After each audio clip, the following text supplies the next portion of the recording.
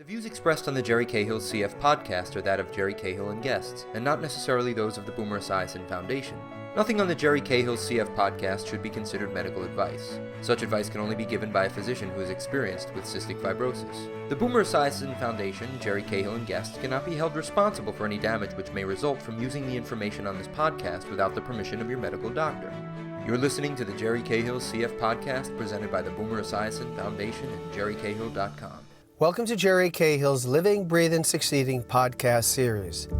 This show, being a CF mom with Ann Marie Raiano, was made possible through an unrestricted educational grant from Gilead to the Boomer Esiason Foundation. Today you will meet Ann Marie Raiano. Ann Marie is a 58-year-old mom living in Yorktown Heights with her husband Charlie of 35 years. They are the proud parents of two adults with cystic fibrosis, Christopher, 31, and Amanda, 27.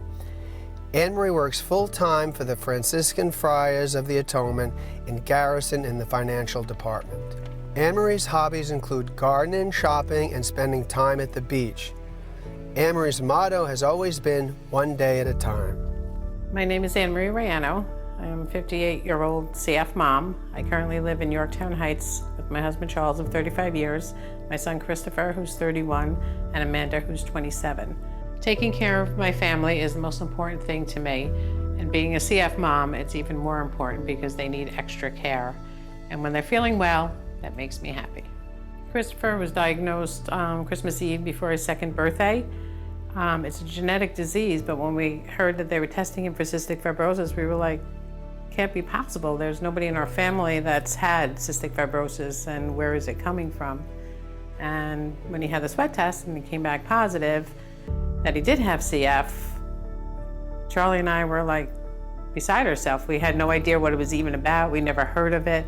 In 1989, the year he was born, or a little bit after, is when they came out with the gene therapy, and his pediatric doctor told us that that was going to be the way of how they were going to treat CF, so there was hope. So I was like, so every day was hope.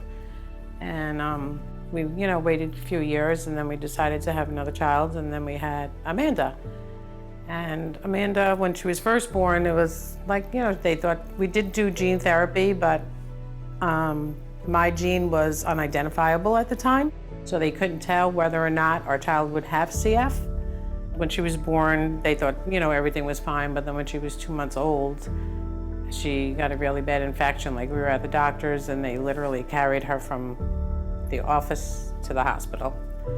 And, they did the sweat test, and that came back positive.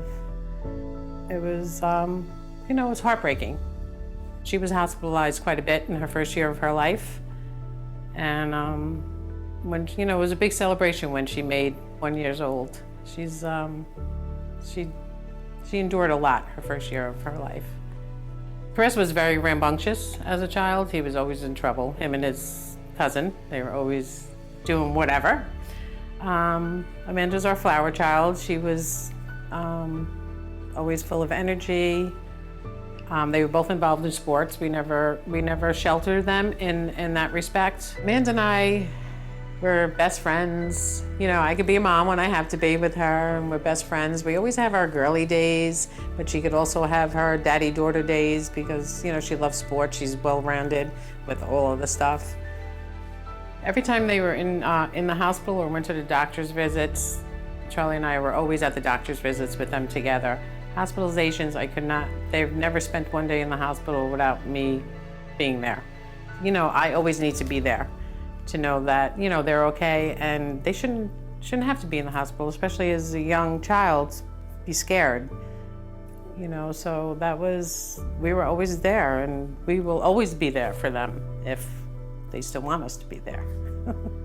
My main purpose in life is to take care of Chris and Amanda to the fullest extent so they have the best life possible. Did I take care of me? Yeah. When I was done taking care of them, when everything was smooth and they were feeling okay, then, I would go out shopping. That would always make me feel better, or, just rest. I don't have like a crazy, exciting life, but my life is my family. And when my family feels good, then I'm happy and my heart is full. We have an amazing sports support system. I come from an Italian family, so everybody's always involved in everybody else's stuff. Unfortunately, my mom and dad have passed, and my brother and sister, the ones that are in the middle of my oldest sister and I, have passed away as well. So I have my oldest sister, who was like my second mom, and she's always there for me. I have amazing family and friends that always supported us. So without support, it could be very difficult, but I've been blessed and we have a great support system. Of course, the biggest fear with CF is losing one of my children. How would I ever survive that? I hope I never have to find that out. My second biggest fear was one of my children having lung transplant.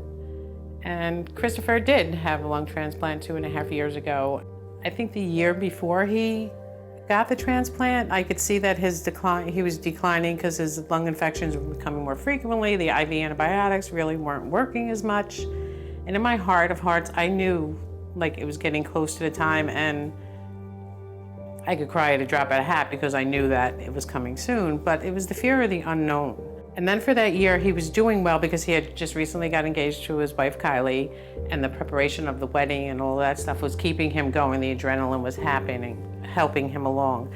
He was married 3 months, and he got sick in November, December. At that point, we knew this is what he needed to survive, or we were going to lose him.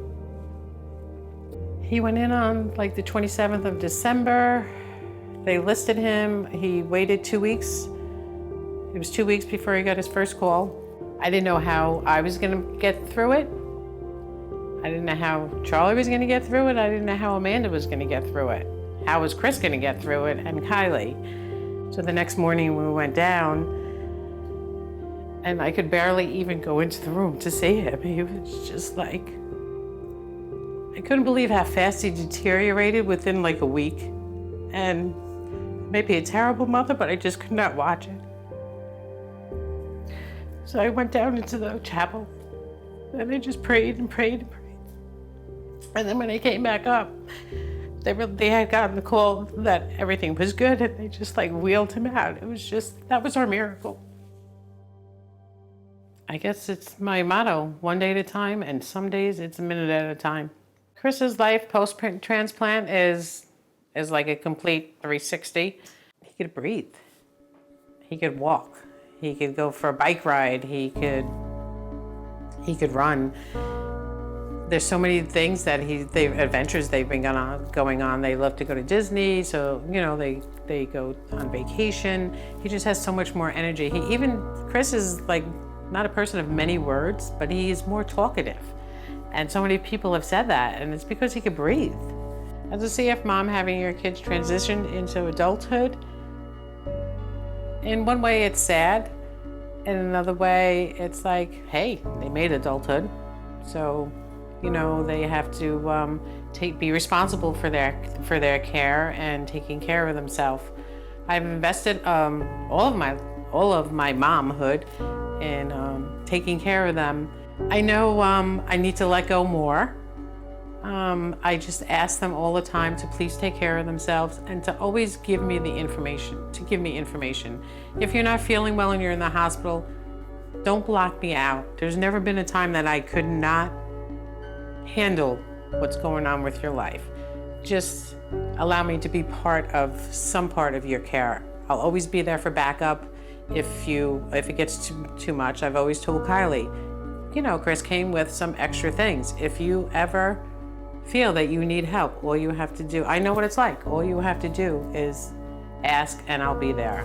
Now that the kids are older and pretty much on their own, it is different because you don't have the kids to constantly take care of. So we're learning to, start take care of ourselves more by going on vacation, for a quick weekend or something, or to go out for dinner and be with family and friends and just be the two of us.